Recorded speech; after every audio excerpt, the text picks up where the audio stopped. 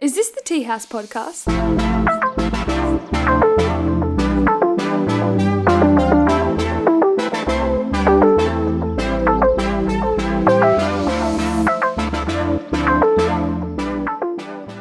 Teabaggers, join us tonight. We got a very special guest on. We got Jed Zimmer. He's coming in to chat all things about his current business, the Health Project. So it's focused on mental health and fitness advice and all that kind of nice stuff, as well as touching on mindset and goal setting. It's a good little bit of banter between us boys. Proper legend. Yeah, enjoy today's episode, lads. Ladies and gentlemen, welcome back again to the Teahouse. Just a quick disclaimer again. You know how it is. If you're under the age of 18, we do recommend parental guidance because we do have Blake here.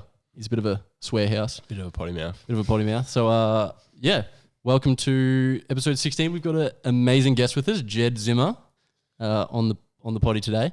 Very exciting. Glad to have you here, mate. Thanks, boys. Thanks for having me. Very exciting.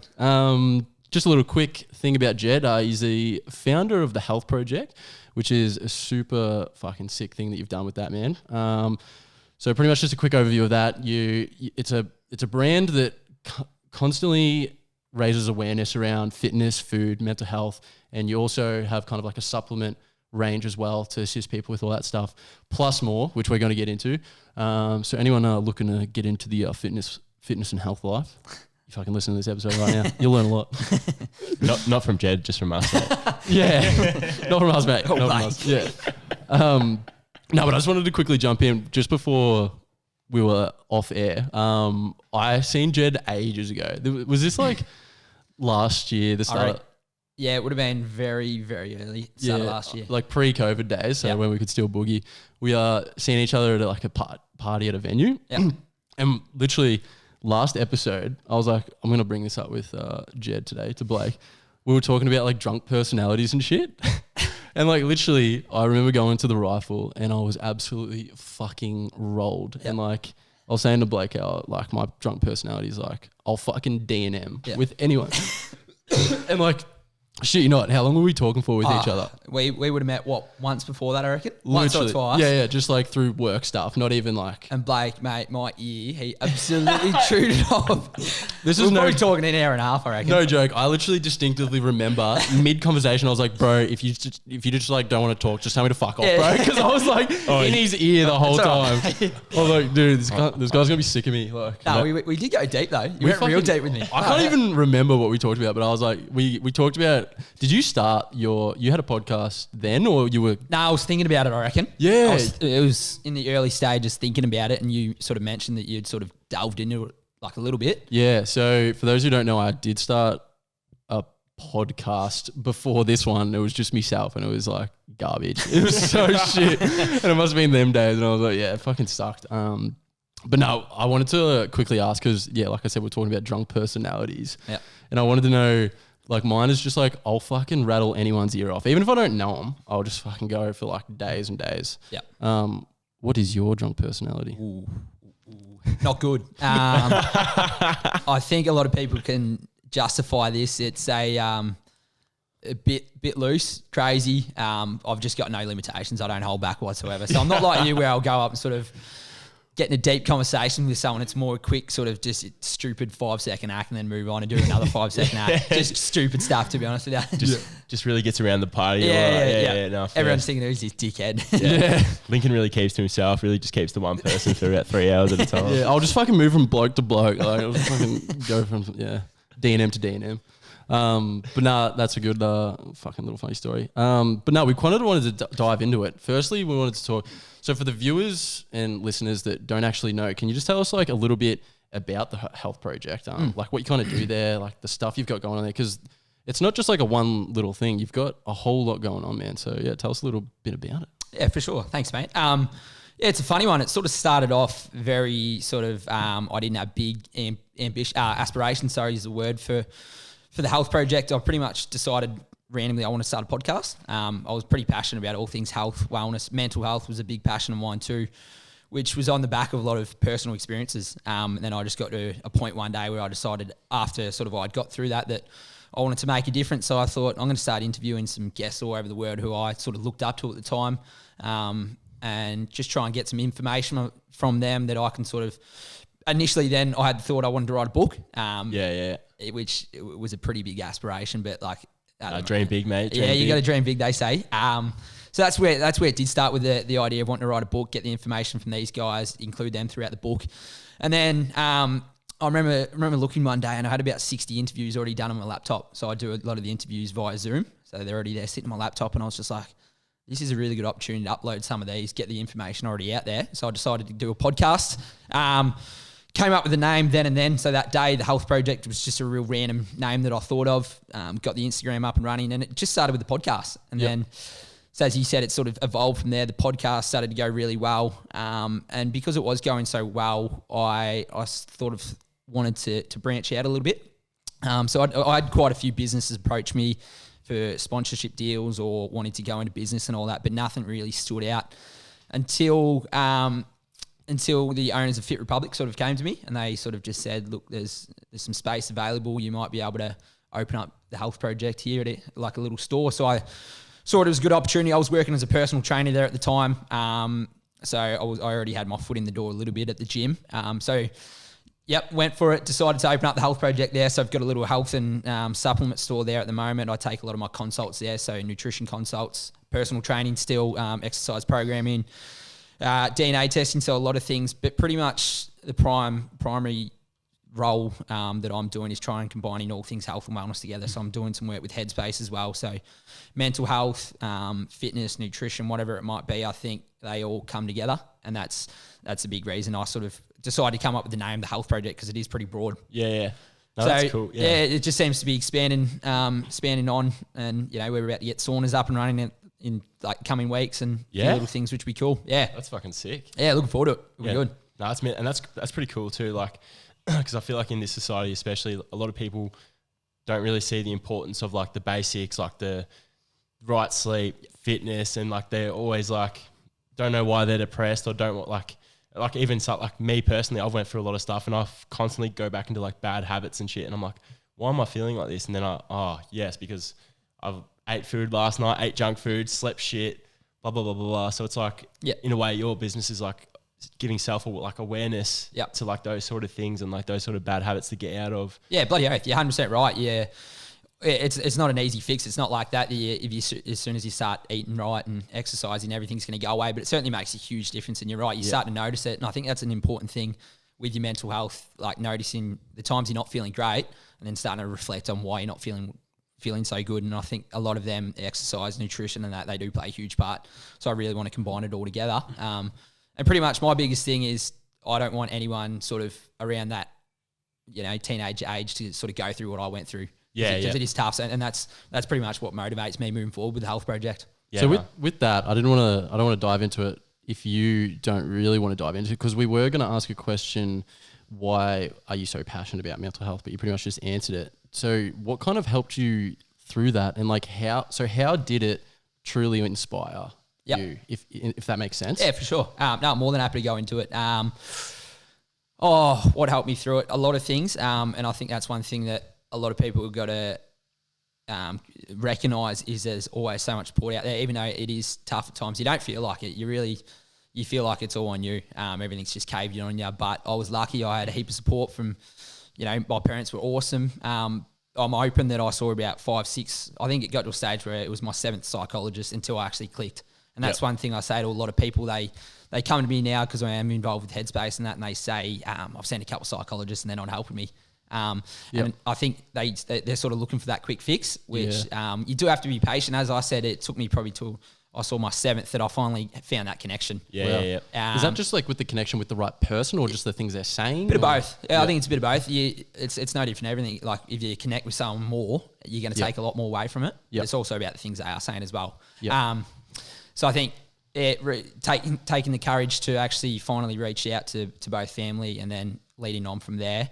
And then I think the biggest thing for me was actually working out, as Blake pretty much said, when you're actually feeling down, sort of understanding why you're feeling down. And then you look back on your times where you're feeling better and then see what you were implementing during those times.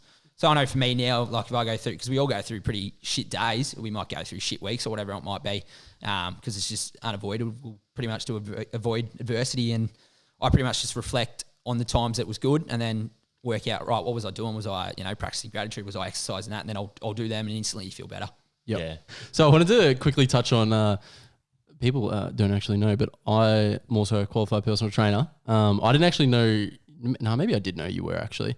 And you offer a lot of nutritional advice. So are you a qualified nutritionist? No, I'm not, and that's a really good question. Yeah, because I do get asked that a lot. No, so and it's one thing that a lot of personal trainers are got to be careful in.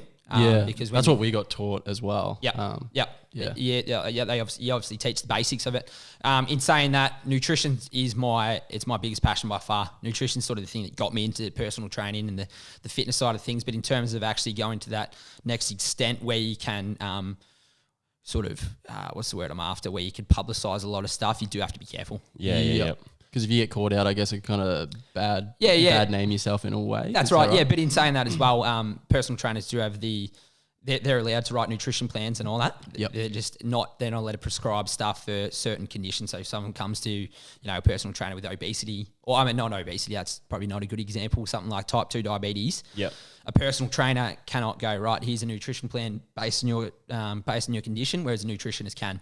Yep. But if someone comes and signs up to the gym, or they just say, I need some advice for nutrition. General health. Yeah, general health, or I just want to improve or lose some weight or whatever. That's where a personal trainer can help them out with that. Yeah. So just like your muscle gain. Yeah, for sure. Yeah.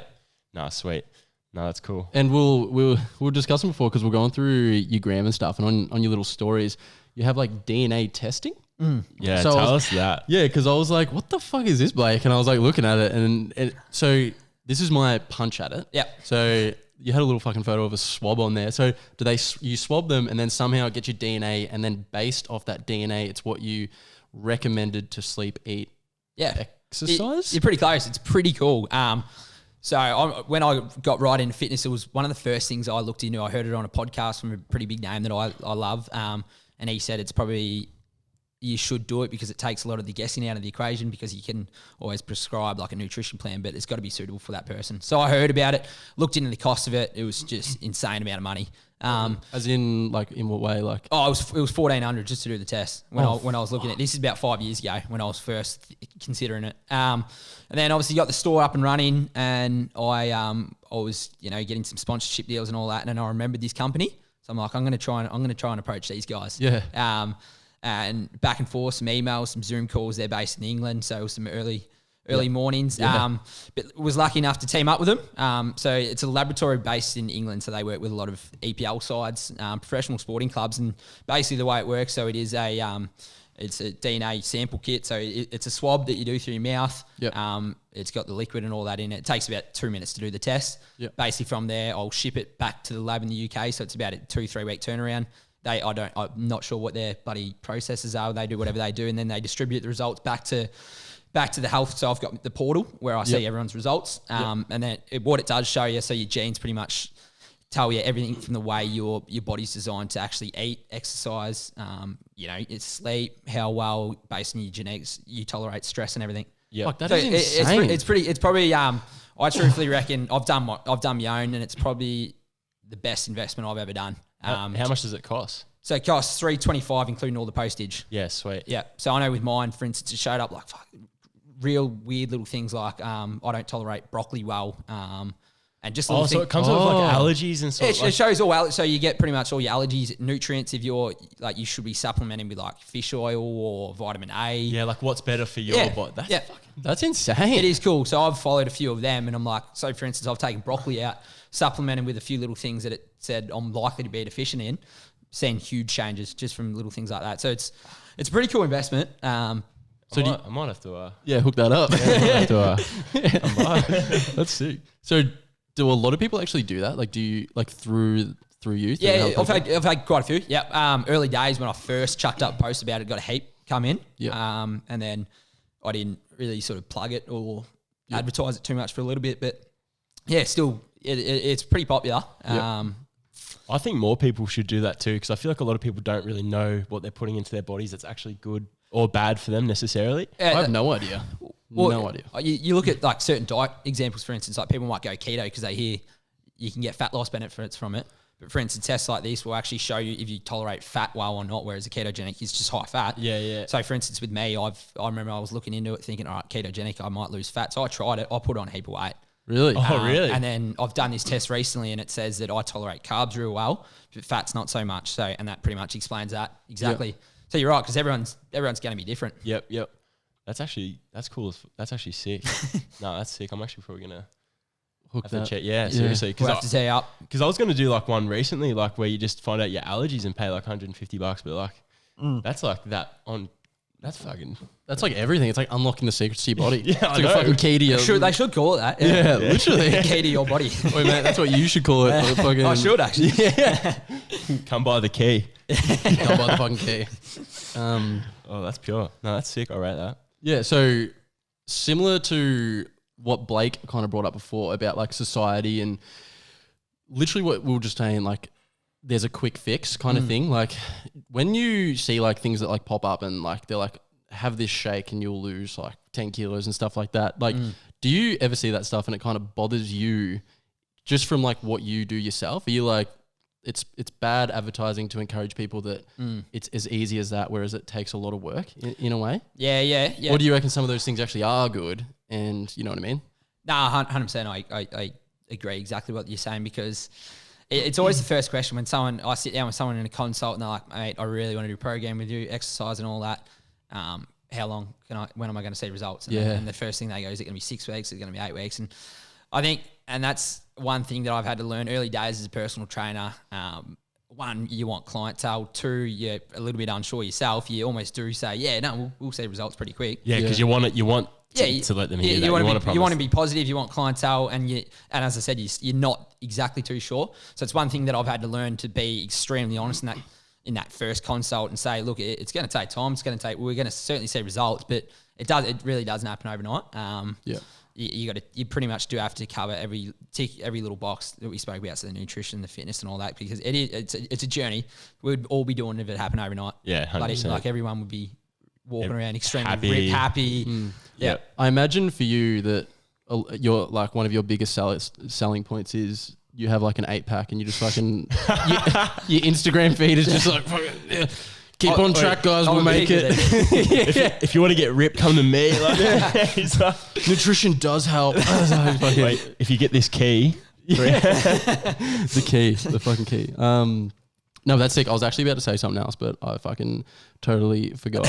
Would you say like, so we literally have talked about this again when we came back from holidays. Like, fuck, mate, I get in the worst routines like ever imaginable and possible. Like, what do you say? It's like easy. Like, how do you beat that kind of thing? Like, would you say it's mainly just mindset and you've got to have discipline? the push? Discipline. Because like the days when you don't because like just say you had a big night and you don't want to go sweat the toxins off, or like you've been eating shit all week and you just feel shit. Yeah, and then you're lazy and then you stay up all night and then you feel tired the next morning. So then you drink that. You know what I mean? It's a flow-on effect, isn't it? Yeah. It carries on.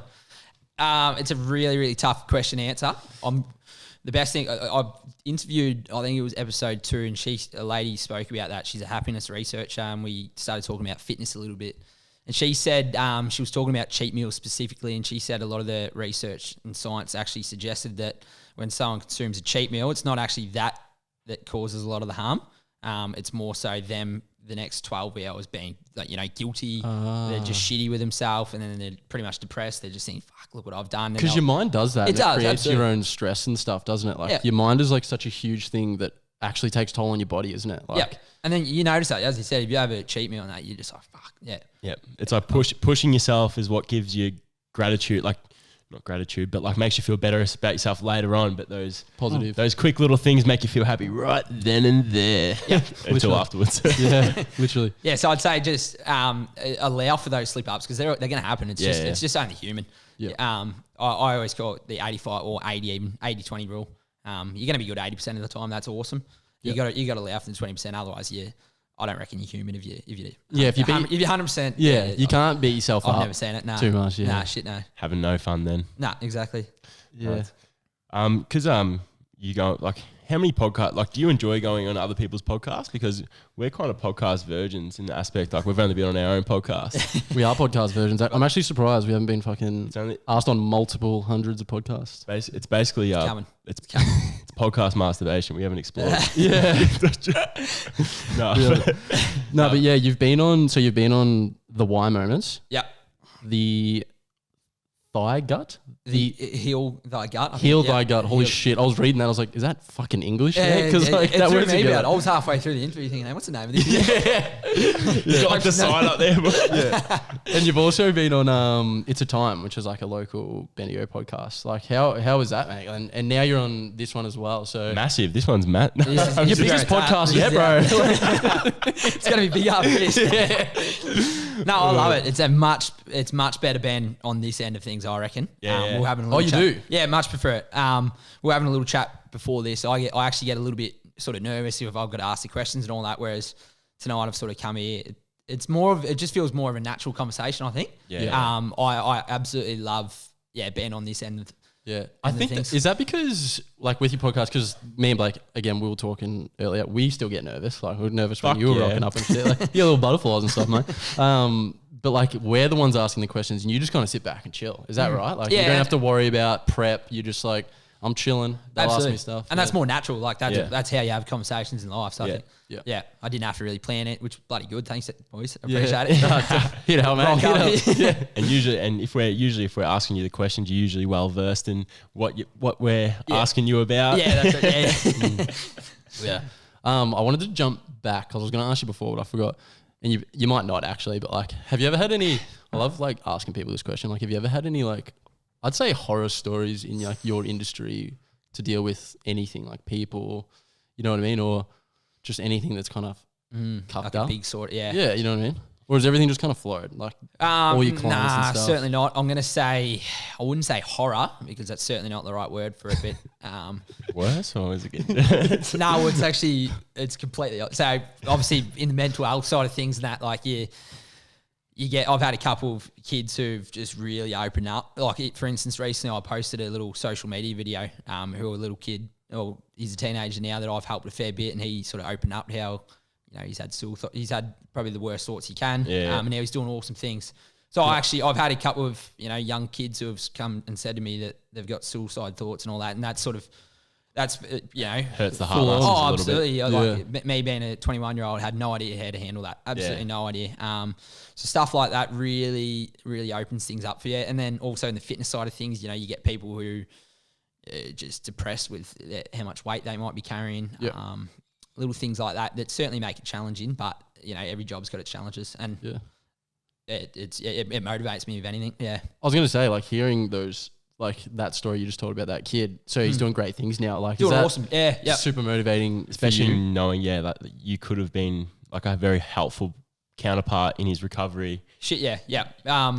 It's funny. So he sent me a message. It was about 6 months ago, or about a year actually. I had no idea who this kid was. Anyway, so I replied to him. We got chatting away, called up with him for a coffee, and then I sort of stuck with him for a couple of months, and then he sent me a message about 3 weekends ago, and he said, mate, it's probably the happiest. Like I'm almost smiling now telling you boys about it. He just said, mate, I've gone through the worst thoughts ever. Now I'm back playing footy, I'm back working. I absolutely love life and all that. And when I read it, I was absolutely over the moon. And he's someone who's like got a lot of social anxiety and everything. And I saw him out that weekend, so he sent me a message on the Thursday night. He was at the local, the Deck. Oh, yeah. Oh, was he? The Newie? Yeah, he's at the Deck Newie. rat? Yeah, we're paying rent there. Shout out to Deck. Saw him there on Saturday, and he hadn't seen me yet. He was going up to people, introducing himself, just Fucking oath. chatting to everyone. I thought, fuck, how good is this? Yeah. So yeah, it really does. That makes me bloody smile. No, that's good. That's good. No, at least you're making a difference out there too, which is the best part about it. Like most fulfilling part about Absolutely. what you do. I'm Yep. sure, for sure. Absolutely, it is. Yeah, yeah. So did he hit you up like because you do all these motivational things? And I also on par with that with your, I think it's just like your health page. I don't know if it's directly linked to the podcast, but you do like these live kind of mental health chats, videos. Yep.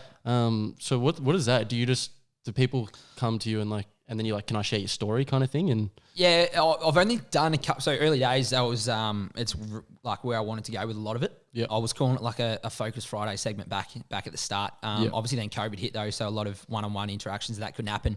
We Yep. sort of put that back, but that's where I want to go again now. So I want to get a lot of local.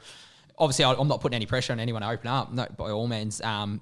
But just the more people that if they can share their story, that's it. The more you get it out there, more that one person has a conversation, then the next person will, it just flows on. So hopefully I can get a couple more for sure. But that's pretty much how it worked. He pretty much just reached out to me. I think he said he heard the podcast, and then he remembered me from primary school or something. I think he said, but he said he heard one interview and he wanted to reach out and pretty much went from there. And it certainly makes it all worthwhile. Yep. We were just listening to a couple of your podcasts before you came here, and your last episode was about what was it? What to eat before sex, was it? Yeah, what to eat before sex, mate. Yeah. We didn't actually have a listen to it, but what is the best? Well, wait, is this actually true?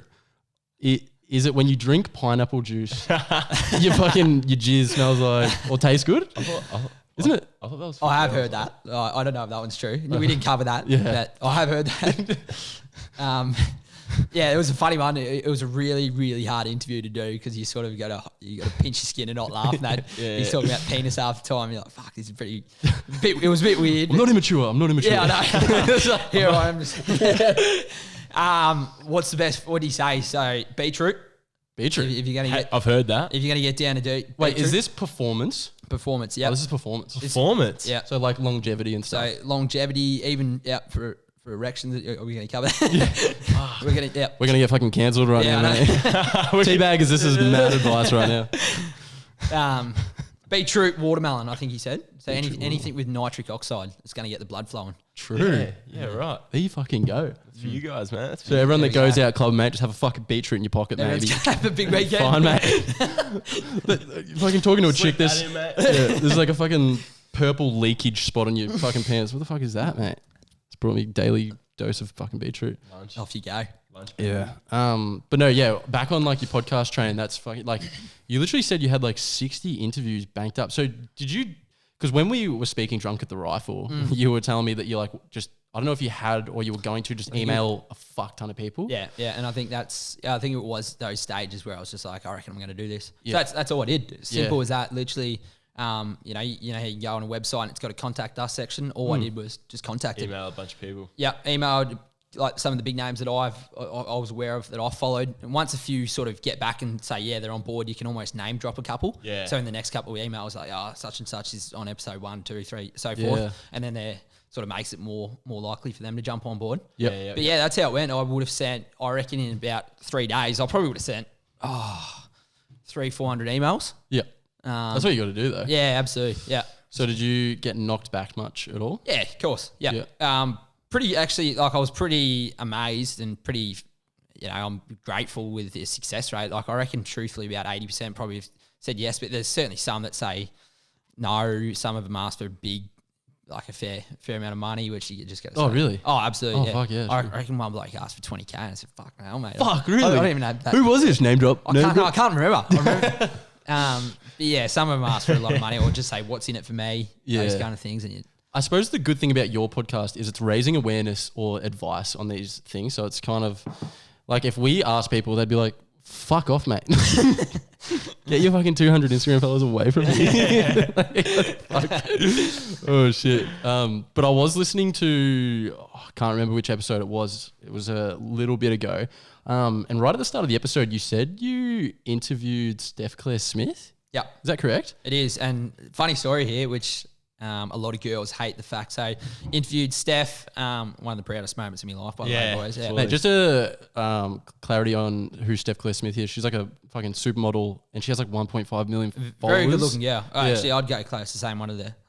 She's up there, top tier, mate. Yeah, top tier. Yeah. Top tier. Anyway, so back then, because as I said, it wasn't for a podcast. First sort of all my interviews were for the book pretty much. So I had no idea of the podcast. Yeah. So what I had to do once I decided about the podcast, I've had to go back and email every single pretty much guest. You did this for the book and then you were like, nah, I'm turning into a podcast. Once I got the idea, so I sent them all back an email saying, hey, blah, blah, blah, here's our recording. Are you happy for me to upload this as a podcast? So I've had to go back with, so it would have been about, I would have had 100 interviews done, had to go back and email more and say, are you happy for me to upload this as a podcast? And probably I'd say about 60 of them said yes. The rest of them said either one, they want to do it again to make it more podcast material, or they just weren't happy. Steph and her, they actually said originally we'll just do another one. So I'm like, oh yeah, fine, that's even better then, and we'll get a better quality one. And then I proposed for another date, and then I think they got back to me and they said they'll send a calendar schedule, and then didn't hear back, and then peppered them again. And I would be too, mate. Like fucking. So I'm filthy too. So I reckon I'm gonna do it again. I was thinking about it the other day. I'm gonna go back a few of the ones that said no that I was pretty happy with. I'm gonna go back and hone in on them again. Yeah. What would happen if you dropped it? Like, did she say don't release it? They said I don't reckon too much. I've spoken to, not that he would, do you know Dylan Morris? He's probably not the smartest person. Dylan Murray, proper expert, mate, from the brew house. A bloke to listen to for sure. No, I just said, like, I asked him, Ben, as a bloody lawyer now, he'll tell you all about it. You probably would know then. Oh, yeah. It actually probably is the good person to go to, actually. There's not many other things you go to him about. He told me the logistics behind it, and I'm like, yeah, okay, fair enough. But I truthfully, not too much, and it bloody crossed my mind. It wasn't the best interview, to be honest with you. But, like, for instance, I still might even do it to this day. I really want to. Yeah, I would too, man. But I'm going to pepper her big time again. Yeah, no doubt. Yeah. So did you just interview her about fitness? Because she runs like kick and stuff. Yeah, so a lot of them are about like health. Again, that was the reason that I got her was pretty much what you said. She's a pretty big name, and it just stood out as it was going to be a big marketing thing. She had a fair bit to add, no doubt, obviously, because she's successful. She's done well with the business, so we spoke about that. But a lot of it was the fact that I just had a big crush on her and wanted her on board. 100%. No, fair I bump. would too, mate. I Fair would bump. too. Fucking oath. What's like some other huge names? Because all your episodes are literally like, are they like doctors, nutritionists, fucking all this super like high people, you know what I mean? Like it's knowledgeable people. Like it's, we were speaking a bit before we went on live, like even like how nervous you get. Yeah. Talking to them kind of big names, they're kind of daunting and scary about that shit. Yeah, it is. Some early days it was really, really daunting. Once I got the sort of hang of it, it got a little bit better. Have we talked about this already? No, we haven't covered it. Okay, No. I wasn't sure if we talked it on air as well or not. All right, continue, sir. No, we haven't. Yeah, early days it was pretty daunting. Early days I had one of my favourite, Drew Manning, who is a very well known man. So he was a very fit bloke. I think he was ranked like number 2 in the world as a personal trainer. So incredibly fit. Is there personal trainer rankings? Well, they call it like the fittest 100 or something like that. I don't even know what it is. That's fucking hectic. Is this like a CrossFit thing? I don't know how it all works. If I can look that up, right? We'll look into it. Anyway, so he was ripped as anything, and he hated his clients used to always say, it's so hard to lose weight, and he just didn't understand. So he's like, right, I'm going to get fat myself. So he intentionally just put on a heap of weight and then took it upon himself to lose that weight. So his name now is Fit to Fat to Fit. I've seen. Yeah, he's a big name. Yeah, no, I've seen that. Yeah, a lot of people know him. So I was pretty nervous doing him. It was episode 3, and I think that's one of the most popular. Outside of that, who do I get real nervous? I got pretty nervous for, I'm not sure if you know Hugh, I don't even know how to pronounce his last name, Kuilenberg from the Resilience Project. True. So Resilience Projects, he goes around, he works all over Australia with presentations on mental health stuff, so where he incorporates, or he's pretty passionate about gratitude, empathy and mindfulness. Yeah. So I went to one of his shows at the Lumber Theatre, would have been about 15 or 16 when I was struggling mentally, packed house, and I walked away from it, you know, taking so much, and I thought that's the kind of guy that I want to be like. So when I interviewed him, I was shit myself. Like in terms of the calibre of names and all that, he's probably actually not on par with a lot of these people in the US. But to you personally. Yeah, absolutely. Yeah. We just connected. Absolute ripping fella. Yeah. So he was like your kind of inspiration, and you finally got him on. So. With the mental health stuff, yeah. He was the first person that I wanted to get on. He was the main driver. Yeah. So when I finally got him, it was pretty cool. Yeah, fucking nice. Yeah. That's exciting, man, that you've got such huge names. It's kind of like it'd be super achieving. I mean, you know what I mean? Oh, it is. I'm super grateful that a lot of them giving up their time for it. Absolutely. Like we're pretty excited. We got some like A-lister movie stars coming up, but we can't drop names for now. But pretty keen for it, to be honest. You're on the Teahouse. One of our mates been in one of our vids. It's not Jay, is it? No, where is he? Where is Jay? Where the fuck is he? He's never come tonight. Pretty sure. Oh shit, that's so good. Oh god. I just got a classic question too. Oh, shit. What do you prefer better, infrared sauna or normal sauna? Definitely infrared, by Yeah. far. Yeah. What I actually don't really get it. Yeah. Yeah, what is that? So basically, obviously with like the dry heat saunas, you chuck the water on, that's where the heat comes from. Yeah. The infrared, so it's just completely dry. There's no water chucking or anything. So it's red panels that are pretty much, how would you describe it? Just designed into the sauna already. Yep. Basically, the theory behind it. So like, you know how people can go get red light treatments for their skin. A lot of girls do it for their skin and all that. Yep. Where they, so it's very similar to that. It's meant to be better for your skin health. True. A few other little things, but it just emits heat. Yep. From like not UV rays, but like red light panels. So like a microwave sort of. Real radiation. No, you get a tan at the same time. No, I'm just joking. Yeah. I'm just Yeah, I was joking. thinking, hey, what's Come out with 3 eyes Yeah. and shit. Yeah. We wanted to bring up. So, I'm pretty sure you do. Do you meditate as well in all this personally? Yeah, I do. Yeah. Yeah. Which is a funny one. Yeah. Yeah. How does? I don't think it's fun. People think it's funny, but I actually reckon this is like ridiculously important. I generally tried to go through a phase when I was like 19 of trying to like make myself lucid dream and stuff. Yeah. And one of the things on that was like learn to meditate because it can help do that stuff. Fucking so hard. Oh, it's Because I'm like a super like literally I was Hardwired. eating food before you came and I was like pacing around the room because I just hate sitting still. Yeah. I just can't fucking do it. Yeah. So like how do you do that and what does it do for you personally? it's so tough, and that's one thing I get asked all the time. Like, how do you do it? Yeah. My advice is always a lot. Like, for instance, the first sort of year or even 6 months, and like as you sort of said, when you do it, you just get so many thoughts, and you're just like, shit, I'm doing it wrong. And then you get frustrated. You start thinking about what else you could be doing, what you might be doing that night, and you get frustrated. And you're like, shit, I'm doing it wrong. And then I just came to a realization one day that it's not about being able to actually clear your thoughts. It's more about recognizing them. Okay. So, for instance, and then outside of the meditation session, whenever you got shit thoughts coming in, it's more about not going, all right, I need to clear these. It's more about going, right, I've got shit thoughts coming in. What can I do about it?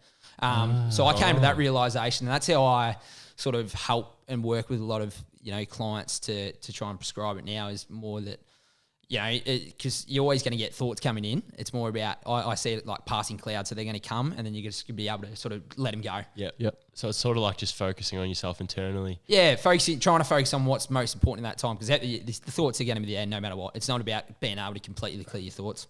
That's literally the best way anyone's ever explained it to me in my Literally life. Because same. it's just impossible if you sit there and you're like, right, I just need to be able to not think of anything. Like, how the hell do you do that? Because that's what they fucking, when you look at like tutorials online and shit, they're always like, all right, just clear your mind and shit. And I'm like, Yeah, but that how makes the fuck do you that do makes that? sense now why they say that. Like, because you're clearing your mind, because you're actually like Yep. you're actually solving the problem, not solving them, but like being okay with your problems in you. Yeah, that's right. Yeah. That's fucking. That actually just Instead of being like, what is like, why is this issue happening? Yeah. It's like, what you fuck? Like what am I trying to say? Like, you're recognizing your thoughts. Yeah, absolutely. Yeah. Why is this thought happening? Not get this thought away from me, kind of thing. Yeah. So what does meditation do for you? Like, I've heard it like relieves a lot of stress and kind of calms you out. Well, as I said, so when you put it into a day-to-day life situation outside of the meditation session, you might find yourself stressed or pretty pissed off and all that. And I think you're better equipped to understand and recognize why you might be pissed off, and then you can handle it better. Yeah. Outside of that, I think I'll always walk away after it feeling unbelievable, like refreshed. Yeah. So that's a benefit in itself. But I think it's more about like outside of those sessions, how you can adapt it to your life. Yeah. Being able to recognize those thoughts and going, right, this is why those thoughts are here, and Yeah, buddy. Oath. understanding them and doing something about it. Yep. And that's good too, because like a lot, like even myself sometimes, like you just get in like this hole. Don't you know, sometimes you just circulate and like you just like it just gets worse and worse and worse, and you're just like, why am I even entertaining these bad thoughts? Like, why am I even letting them bring me down, or thinking of something that's ahead of time that's making me Just pointless shit. Yeah, just like you're always not living in the moment, sort of thing. Yeah, and it's a flow and effect. You just get more frustrated. Yep. Yeah. Yep. We wanted to quickly diving a little bit into you, mate. With like all of your practices and stuff, like you do a lot for like, weirdo, mate. I'm one of the weirdest guys in yeah, for like one guy, but you're also like always out and about and shit. So with like all this hugely fit inspiration and stuff, I don't want to fucking deter your name or anything, mate. But do you always kind of practice what you preach in the way of, you know what I mean? Yeah. You know, you're obviously always consistently putting out like awesome advice, you know, keep at it, motivational all the time. But like, are there ever times that you are like, fuck, I just need a break. Like I need to just let go, or, you know what I mean? Or are you just so KFC content for a week? It's so funny you say that. So a lot of me close mates who obviously I go out with pretty much every weekend and all that, they go, he's two worlds. So there's the Health Project for 6 days a week, and then there's Jed Zimmer on a Saturday night. These are two worlds. But as we sort of said at the start, it's not human to 100% all 80, the time. 20. You got to have sustainability. I'll be honest and say that 100%. Like I'm a freak with it. So pretty much 95% of the time I am, because I'm just so obsessed and motivated with being healthy. It's your passion, basically. It's my passion. But yeah, like I'll go out on a Saturday night and feel absolutely sluggish on a Sunday, and the last thing you feel like doing is going for a run, meditating, having healthy food. Yeah. So, but pretty much, truthfully, from through to Monday onwards, I'm obsessed with it all. the Health Project Jed. Yeah. Fucking deck rat Jed on Saturday night. Tech on a Saturday. That's pretty much it. Yeah. Two personalities. Yeah. It's his little Patricia. Yeah. I got a little switch over, change clothes. Oh, that's so good.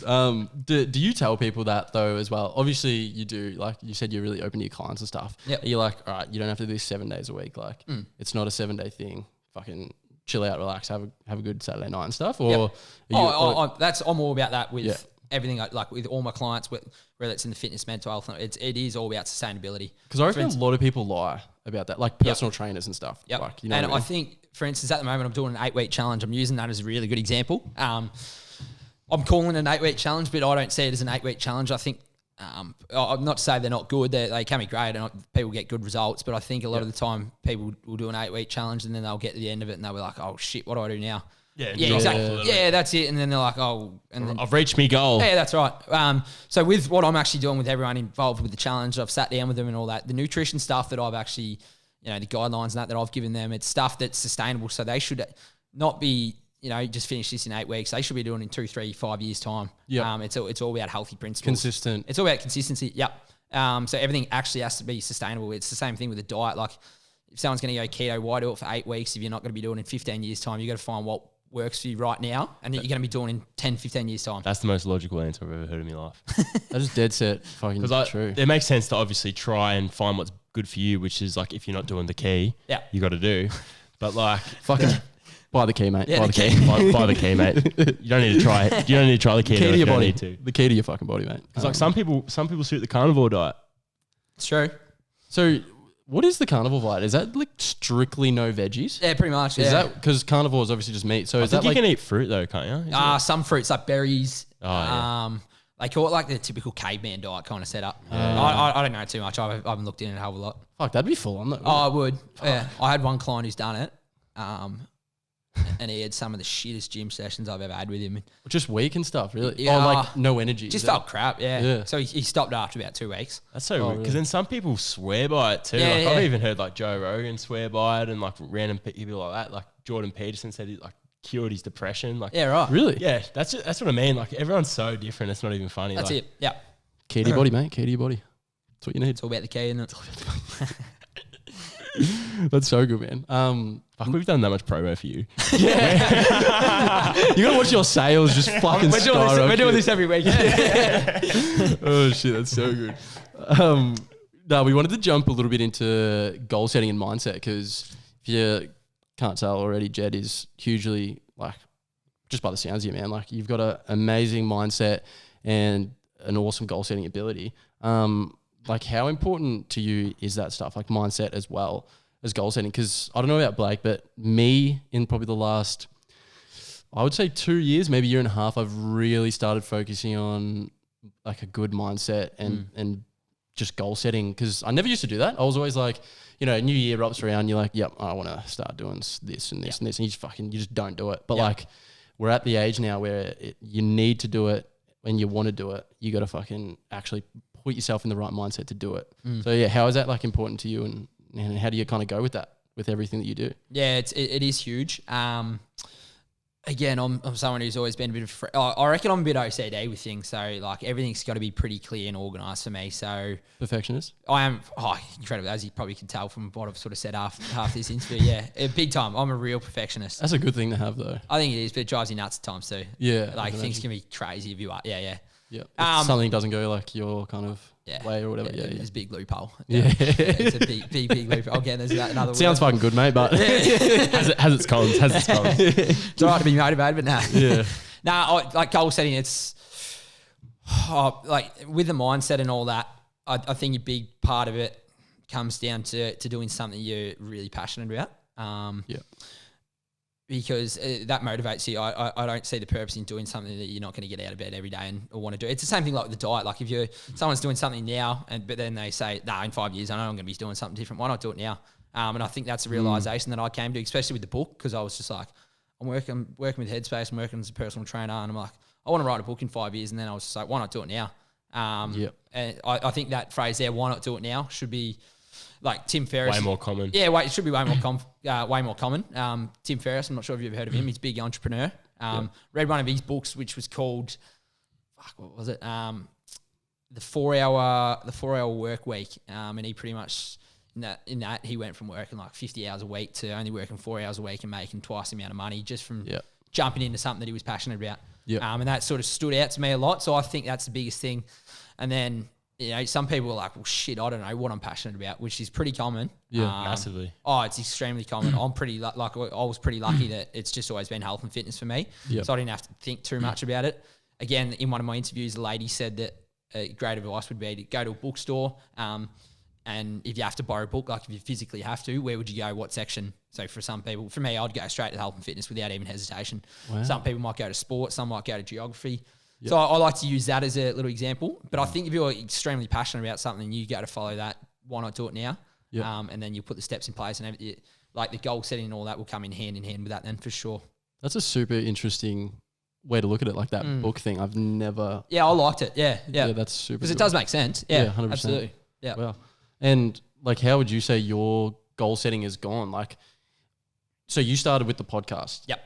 Or the book idea, and then it kind of went to the podcast and stuff. And now you're the founder of like his full business and stuff. And I was on your website and I've seen that you've actually expanded your team as well. Is that correct? Yeah. So the owners of both Fit Republic and Castlemaine Gym, so C-Main Fitness. So they're part like they're going to share in the business now. Yep. So with goal setting, like, was that always a goal that you wanted? Because obviously you want to branch out and get bigger and bigger. Do you still want to get bigger than that, or are you happy with a small team and you kind of want to go into different directions? No, I certainly do still want it to expand. Aim for the scores, mate. Yeah, I want to do a lot of sort of work in. So obviously, I'm studying to be a teacher as well. So I'm pretty passionate about working in schools and that. Yep.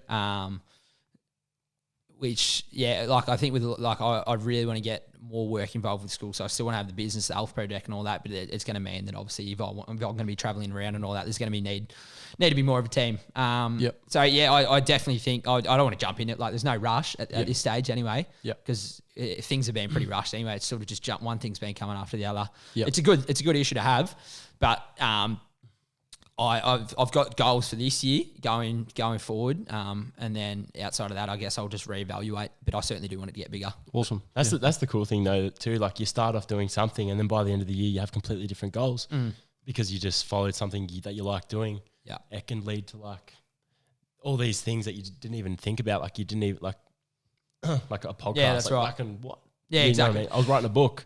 Yeah, now I'm fucking here doing like literally everything else. It's like. I was just writing a book. Yeah. Started from the bottom now here, mate. I was just writing a book. Just writing a book. Just writing a book. Yeah. Have you ever experienced, like, one of the last things I wanted to touch on with you is I think it's probably the biggest thing I've probably felt and had on my life, as well as I'm pretty sure 95% of other people as well. Like, are you familiar with like tall poppy syndrome? So like the kind of, if you have an idea, someone will kind of cut you down with that idea. And it's like, it's not possible, man. You can't do it. Yeah. Stuff like that. With everything that you've done, starting from the very start, did you have any of that kind of happen to you, or did you find that you had like a huge support behind you the whole time? No, I definitely did. Absolutely. Still do to this day. Yeah. Absolutely, 100%. Like, and I think it comes from the people that are probably closest to you. Yeah. Not for a bad reason. Their intentions aren't bad. It's just more that they're... Don't see the dream. They don't, yeah, well, and I think their best interest is your heart, and they probably don't understand how passionate you are. So, for instance, I didn't want to tell me, like when I was the idea of writing a book and all that, or even with the interviews, I didn't tell some of my friends and all that. Yeah, completely understand, man. Yeah, for sure. And then like I'm obviously open about it all that now. Like even my mum, she's unbelievable. Like super grateful for her, but yeah, she'll sort of go, oh shit, you can't do that. That's what me nan did the other day. She's like, what's even a podcast? Do you make money? Yeah. Like, no, we just it might one day. Yeah. Fuck. So she'll sort of set me back to reality quite a fair bit with it. Like she's always got the best interest though. Yeah. But it's always the case. And I think, as you said, like if you talk to someone about it, a lot of people, I don't know, if you like, it might be the same with you boys with your podcast and all that. People might go, oh shit, I wish I did that. And then they're sort of jealous with the idea. Yeah. And you boys would have had that, no doubt, 100% with the things you're doing. Yeah, completely agree, man. I think that's kind of where Tall Poppy kind of manifests from. Yeah. It's that exact thing. A little bit of jealousy. Yeah. 100% jealousy, man. Like speaking about this with a drunk bloke. Oh my God, guess what? Last fucking Saturday I had another drunk D&M with a bloke, right? Literally talking about this exact thing. Talking about like the podcast and shit and like fucking, I actually forgot what I was going to say now. But like literally, talking about like other people like hearing about the podcast that you don't even know. Yeah. And like they're just like hanging shit on you. It's like, bro, I don't give a fuck. Yeah. Like I'm at that like age now, man, where like I couldn't care less what anyone else thinks, man. Like people are gonna hate you regardless for what you do. Yeah, that's right. Exactly. It's a mentality to have too. And that's what, like when we spoke earlier at the start with my mental health and all that, like I always, and being a perfectionist, I had like when I was sort of going through even year 11, year 12, I'd have every single person love me. Like otherwise I'd be stressed about it. I had to be, pretty much perfect to everyone. Yeah. And then like some of the like for instance, with some of the shit I post on social media and that now, it wouldn't even cross my mind back in the day. Yeah, some of it's pretty stupid now, but like it's more of a mentality that I am a little bit more carefree. But I think you just have to stress so much less about it all. Yeah, that's it. Yeah. Because like what we were saying before the interview, like even with us, like when we started off, we were so dog shit. Like we didn't even know what we were talking about. We didn't even know what the podcast was about. That's literally we had. But like if we never started it, then we'd never be here now talking to you, fucking interviewing people, haven't like realised we like it. You know what I mean? Like we just wouldn't have, because we would have been like, oh, like that very first one, we would have looked at it and been like, oh no, that's a bit shit. Like people probably think it's shit. Oh. Yeah. We literally created a passion for ourselves. Like, and if we never did that, we'd fucking be doing nothing. And that's why I love when someone just goes for something. I completely agree, man. Yeah, I fucking love it too, man. I probably said that to you in our drunk talk, man. I was probably fucking long, man. Just go for it, brother. Just fucking chase your dreams, man. Dead set. That was said. 100%. Oh shit. Yeah, fucking earth. It's pure. Yeah. What about the episode, man? Is that about wrap us up? I think we've gone through it, everything. Yeah, fuck yeah. I reckon we had a fucking dip anyway. Yeah, I reckon it was a fucking fun episode, mate. It's been awesome, boys. Pleasure. Hey, yeah, so shout out to Jed again. He's the founder and CEO soon when they're a massive franchise. Yeah. Check him out. The Health Project. You can check out his podcast. He's also got a little a store in Fit Republic Gym that you can go check out and get some fucking real nice supplements, mate. And if you want to fucking get the key, like I'm going to do after this, the key to your body, mate. The key to your body. Unlock it. Shout out to him. He's been an awesome guest, and thank you everyone again. Love you lots, and we'll see you next week at the Teahouse.